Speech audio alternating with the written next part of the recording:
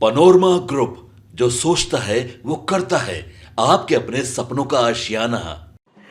जो बिहार के अंदर एक नकारात्मक वातावरण बनाया है, अपराध भ्रष्टाचार को संरक्षित और पोषित करने का जो माहौल खड़ा किया है और अपराधियों को टिकट देकर फिर से अपराध को फलने फूलने का एक संकेत दिया है, उसका जवाब पूरी ताकत से बिहार की जनता देगी। नमस्कार, देख रहे हैं आप सिटी पोस्ट लाइव और मैं हूं आपके साथ पूजा शर्मा। कल देर रात बिहार के उप मुख्यमंत्री विजय कुमार सिन्हा बेगूसराय पहुंचे, जहां एक बार फिर लालू प्रसाद यादव और तेजस्वी यादव पर निशाना साधते हुए नजर आए हैं। आपको बताते चले कि कहते हुए नजर आ रहे हैं कि अगवानी पुल मामले में दोषियों के खिलाफ कार्रवाई के बजाय जिसने भी पैसा लेकर प्रमोशन दिया है उस पर कार्रवाई होगी। इस मामले की जांच होगी। लोकसभा चुनाव खत्म होते ही इस पर जांच की जाएगी और इन लोगों का भी वही हाल होगा जो दिल्ली के मुख्यमंत्री और झारखंड के मुख्यमंत्री हेमंत सोरेन के साथ हुआ है। इसी के साथ साथ बड़ा दावा करते हुए नजर आ रहे हैं कि इस बार के चुनाव में लोगों में काफी उत्साह देखने को मिल रहा है। राजद के खिलाफ वो लोग वोट कर रहे हैं। इसी के साथ तेजस्वी यादव पर जबरदस्त हमलावर नजर आए विजय सिन्हा और कहते हुए नजर आ रहे हैं कि 5 विभागों के मंत्री थे, उन 5 विभागों में कितनी नियुक्तियां दी गई तेजस्वी यादव के द्वारा, तेजस्वी यादव यह बताए। इसी के साथ साथ अन्य मुद्दों को लेकर किस तरीके से लालू यादव और तेजस्वी यादव को घेर रहे हैं विजय सिन्हा, पहले आप वो सुने।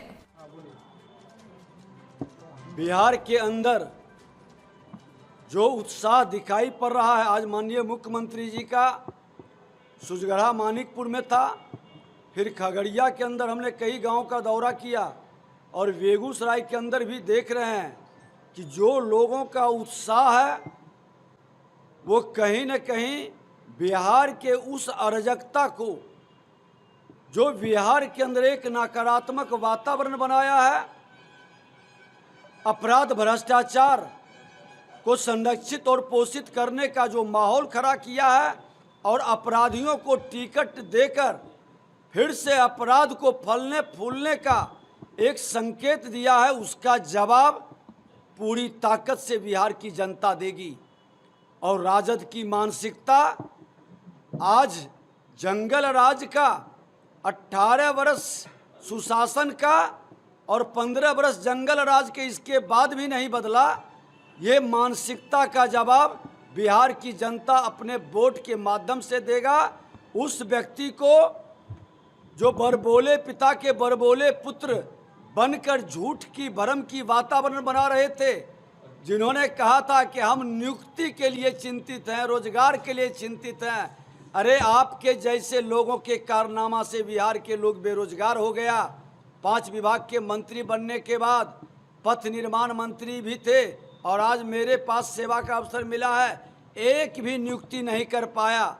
5 विभाग के अंदर एक भी नियुक्ति इन्होंने नहीं किया है।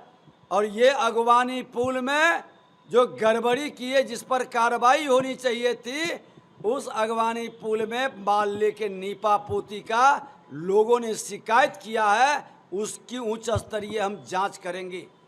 और निश्चित तौर पर चुनाव के बाद ऐसे भ्रष्ट कार्यों से जो अकुत संपत्ति कमाए हैं, आज भी बिहार के माननीय मुख्यमंत्री जी और सदन में भी कहे थे कि हम बख्शेंगे नहीं, भयभीत हैं।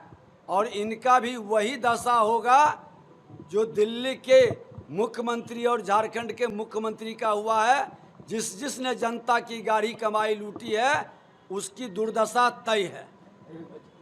तेजस्वी यादव बोलते हैं कि देश के प्रधानमंत्री झूठ ही बोलते हैं, झूठा पार्टी है और काफ़ी झूठ बोलते हैं। 10 सालों से जनता को ठगने का काम किया है, हर वादे जो करते हैं वो वादे पे खड़ा नहीं होते, झूठा पार्टी करार दिया है।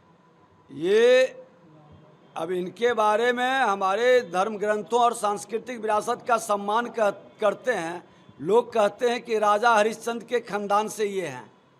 इनकी सत्यता लोग को समझ में आती है। चपरासी क्वार्टर में रहने वाले महलों का राजा बन गए और जब ईडी, सीबीआई और आईटी पूछने लगा तो इन्होंने क्या कहा था कि ये भाजपा के जमाई हैं। अरे भाजपा के जमाई नहीं, वो माँ भारती के संतान हैं। और वैसे संतान पर भाजपा को गर्व है, लेकिन ये नहीं बता पाते हैं कि इनके यार कौन हैं। आतंकवाद, उग्रवाद और भ्रष्टाचार, और वो कितने सत्य बोलते हैं, इनकी बातों को कोई गंभीरता से नहीं लेता है। और ये प्रधानमंत्री पर जिस तरह के शब्दों का प्रयोग कर रहे हैं, उस शब्द का अर्थ भी ये नहीं समझ पाते हैं। विद्वान तो बहुत ज़्यादा हैं, लोग तो बिहार की जनता जानती है इनके बारे में। जनता की गाढ़ी कमाई लूट कर जो 100 लोगों की एक टीम बना करके जो लिख के देता है, वो ये बोलते हैं। लेकिन सच्चाई यही है कि ये पूरी तरह से सोने के चम्मच लेकर जन्म लेने वाले चार्टर्ड विमान पर बैठ कर करके